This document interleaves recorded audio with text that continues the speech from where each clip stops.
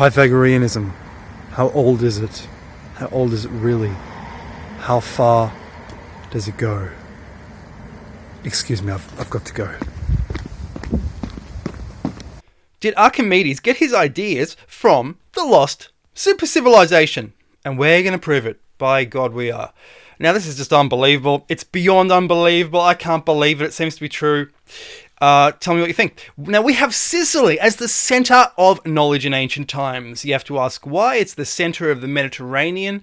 In the much later Middle Ages, it was actually the richest country in Europe, would you believe? And it seems to have been a storehouse, I'm proposing, of ancient knowledge of Atlantis and knowledge coming over from the Americas. From Sicily, we have some incredible luminaries whom I would suggest actually acquired their information from much older books. Older books from the lost Supercivilization, and later peoples were simply the librarians and the custodians.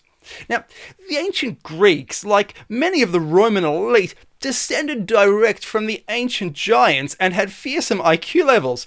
When the older Mycenaean Greeks said their ancestor was a god, they meant giant from the age of the gods, that is, the technological age.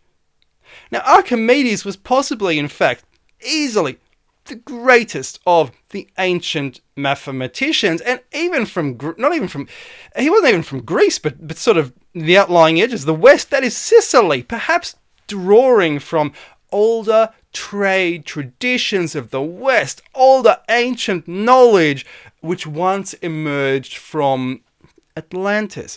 And he was absolutely beyond unbelievable. I don't think he did it all himself. He got much of it from a lost supercivilization, and you know what? We are going to prove it. Now imagine a MacGyver version of a maths professor. Or a MacGyver version of the great British engineer Brunel, and you have Archimedes. That's the type of person he was. But I don't think, certainly not anyone on Earth today could do what he did, and in as many fields as he did. I mean, you look at the works of Euclid, and then you go to Archimedes. It's like going from Aristotle to Newton, or Aristotle to quantum mechanics. Euclid's geometry, it's comprehensible to anyone, but only a maths brain can understand Archimedes. The Sand Reckoner is one of Archimedes' most wild works, most unbelievable works. Now he decided, this is one of his books, he decided the universe was 10 to the power of 14 stadiums in diameter, or perhaps he was talking about Aristarchus' globe, and he actually calculated the number of grains of sand in the universe in this book. Now, I'd like to say that again. He calculated the number of grains of sand in the universe. What part of that doesn't seem to make sense to you? Surely grains of sand are only found on the beach or in the ground, not the universe. So what is going on? Well, it seems he's talking about particles, not sand at all. The Sand Reckoner is actually, I think, a translation of an older work from the lost Supercivilization, which counted the number of atoms in the universe. Yet in Archimedes' so-called work, it's the number of grains of sand in the universe.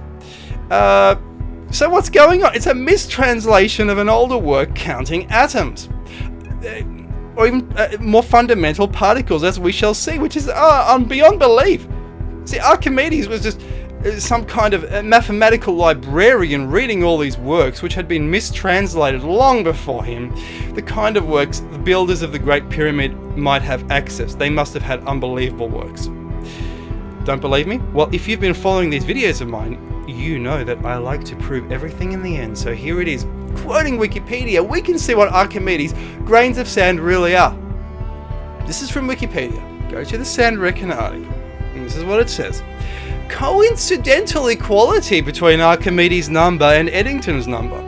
The total number of nucleons, that is, protons, neutrons, in the observable universe of roughly the Hubble radius is the Eddington number, currently estimated at 10 to 80.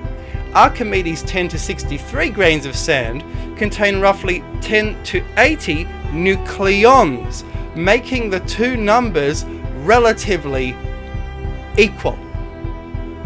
So you got to ask, why would Archimedes, Bronze Age, Iron Age, know anything about 20th century physics. I mean, there you go. Now I ask you, what other word could the pre-Archimedes translator have possibly used to describe atom or part of atom such as nucleon than grain of sand? Grains of sand are not only tiny, but if you build them up into a block with cement, they are hard and they take new form, matter. So they're a perfect analogy. You can't do that with bits of soft dust. So grain of sand is a much better phrase to describe the actual qualities of an atom, of a fundamental particle. Now, Archimedes, guess what? He came up with calculus, the science of the rate of change based on a curve.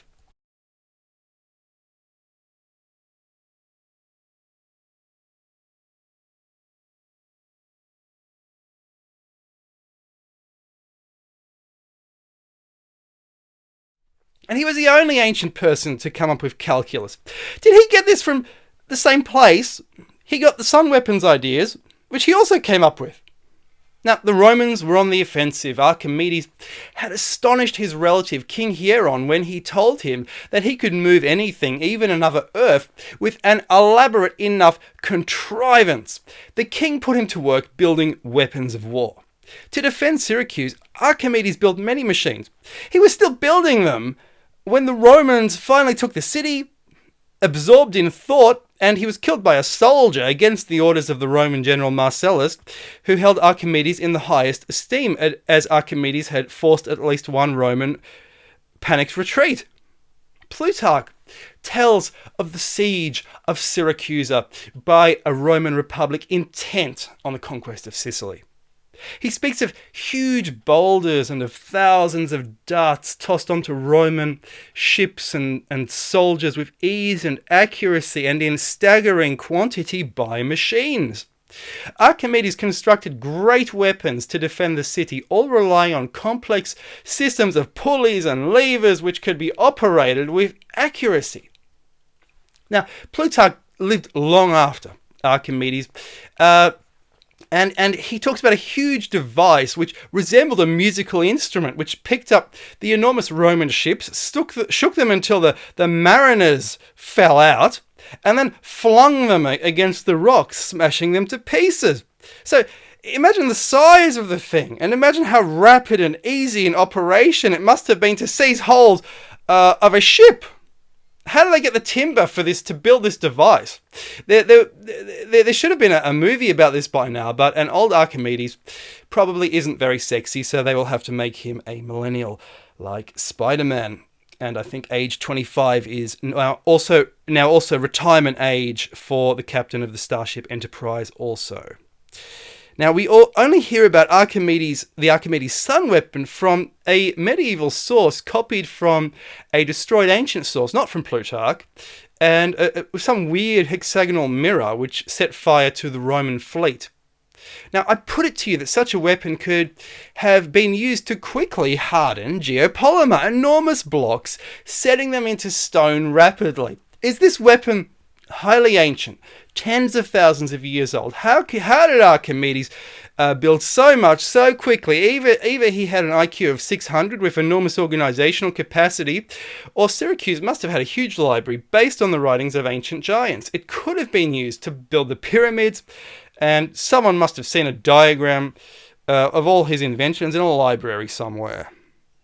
Now, the most comprehensive of all the ancient historians seems to be, to me, in my experience, to be Diodorus of Syracuse, located also in Sicily. Also, I hold Robert Temple in great esteem, and he uses Diodorus a lot. Now, if Herodotus is the so-called father of history, then how come Diodorus's writings are so much more comprehensive than Herodotus's? And he goes way deeper. Not as deep as we want. Not really until the Minoans and the Copper Age and the Bronze Age, but pretty deep. Now, he had a huge ancient record available to him, recording traditions simply not found elsewhere. So Syracuse must have had an unbelievable library left over, possibly from the naval Etruscan Empire, which dominated the American orichalcum trade before the Carthaginians took the trade away and even forgot about America altogether. Rest assured, they surely brought over pre-Mayan and pre-Aztec manuscripts millennia before the conquistadors destroyed the final remnants. They translated them and held them in their libraries. Some reached the libraries of Alexandria, but I suppose only some, because there were libraries in other places as well. This is why the Mayans, when they saw the conquistadors, they handed over books to the conquistadors. As the Spanish report, they had heard of collectors of their lost knowledge. They thought, oh, here we go, we'll just repeat the ancient ritual, we'll give them the books. Yet they were aghast and confused and horrified when their so-called esteemed Viracocha consigned their works to the flames and then enslaved them. So, Pythagoreanism is also based on ancient supercivilization science.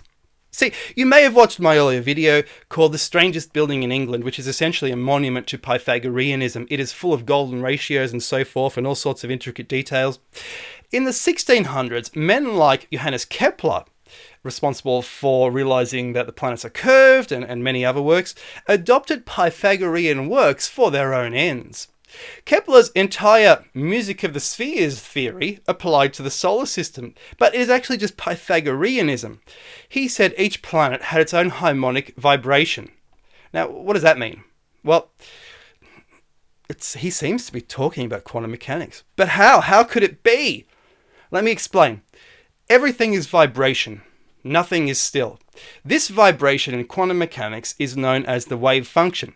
But since the 1600s, Europe did not have words to describe this, they instead described vibration spoken of in ancient texts as pitch or octave.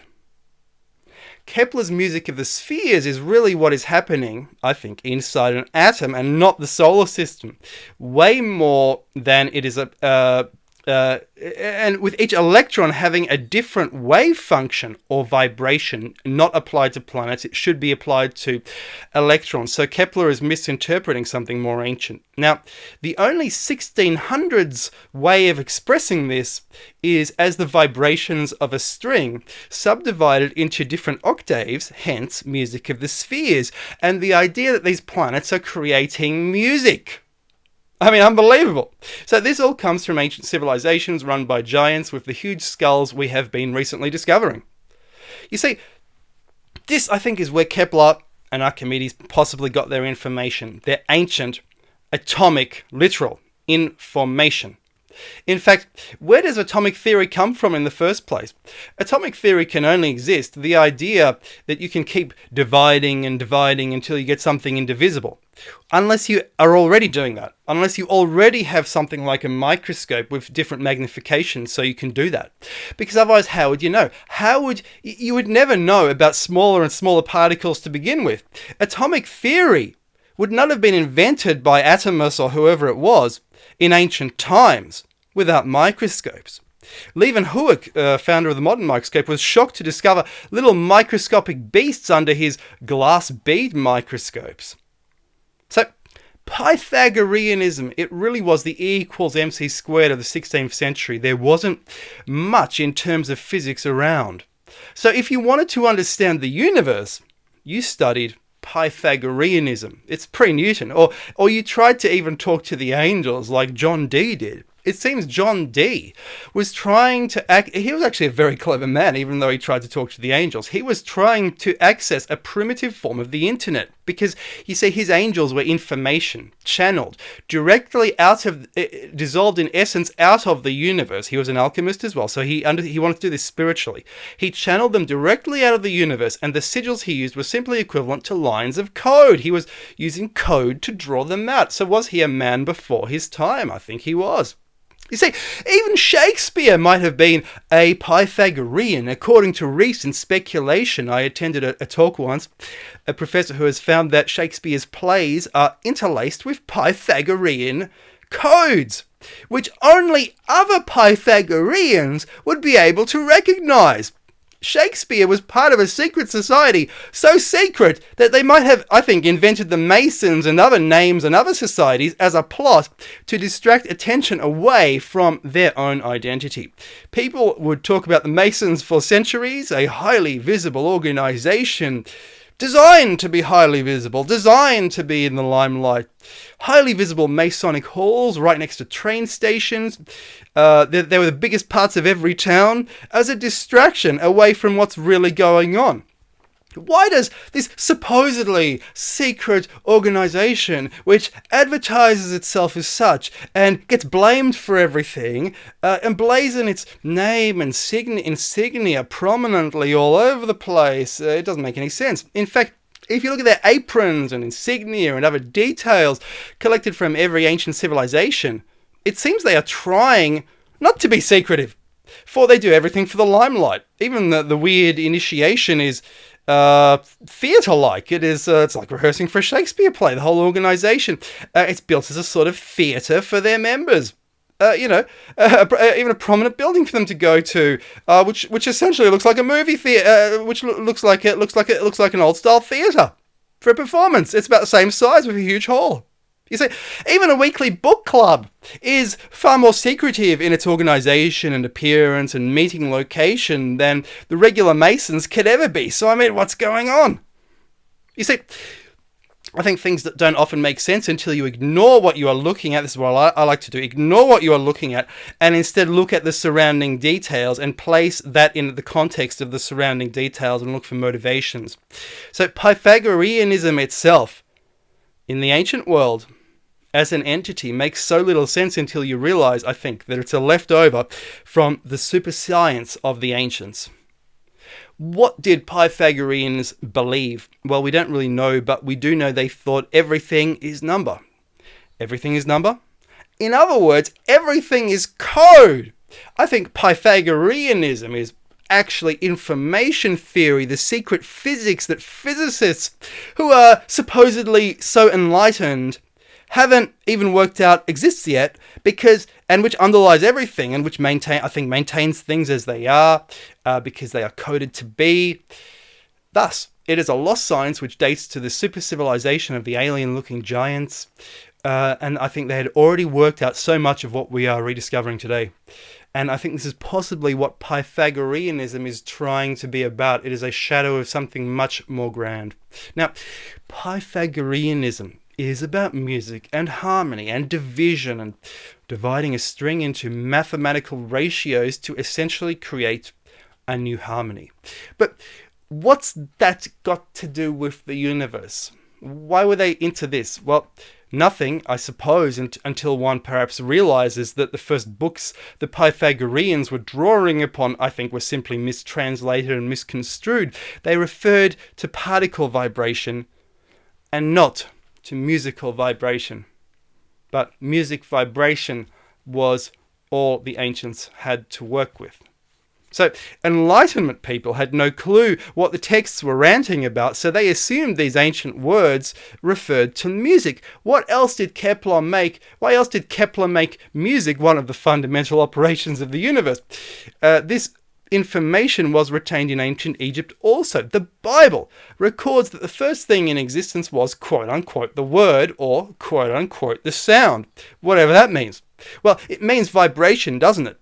But ancient peoples of the classical era assumed vibration or vibrating string, superstring in physics, isn't it? Meant something like the string of a musical instrument, and hence the idea of the spheres making music. Egypt, which retains earlier knowledge, states that this is in fact vibration.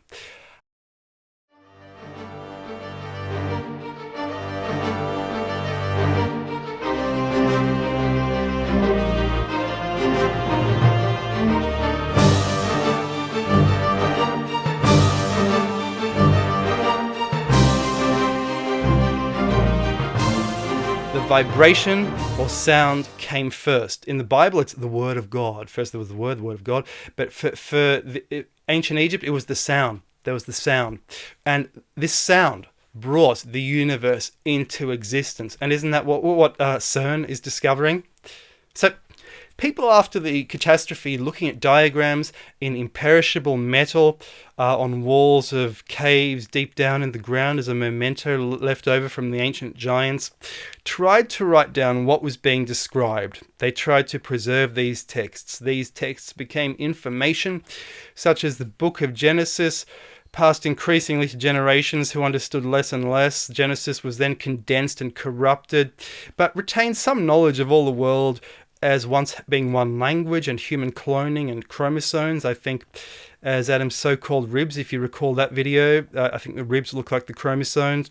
Thus Adam missing a rib, it's talking about the Y chromosome. And also the wave function of a vibrating electron orbiting around an atom became the first thing in existence, the sound in the Bible, which then became matter. So then we were created after the creation of sound. And this applied to our solar system instead of atoms, because they didn't know what atoms were or what they looked like, but they saw pictures of these in ancient caves or written on sheets of metal. And they called it. They saw the signs pertaining to vibration, and they called it music of the spheres, and all this knowledge was passed down, but in a corrupted way. But God knows where Kepler got his information. All the universe is vibration. Vibration creates reality, and this knowledge became corrupted and turned into something really weird. The lost supercivilization was there. It's evident. I don't think people are seeing it. I mean, how much proof do we need? How much proof do we need? Thank you so much for watching. And also, how are you going? Reading my book, if you are, Confessions of the Gods, which proves all this. Don't forget, if you read it, check it out on Amazon. Please leave me a review on Amazon. I really, really appreciate the reviews. They're a lot of fun. I love them that have been left. Thank you so much for that, and thank you very much. Bye-bye.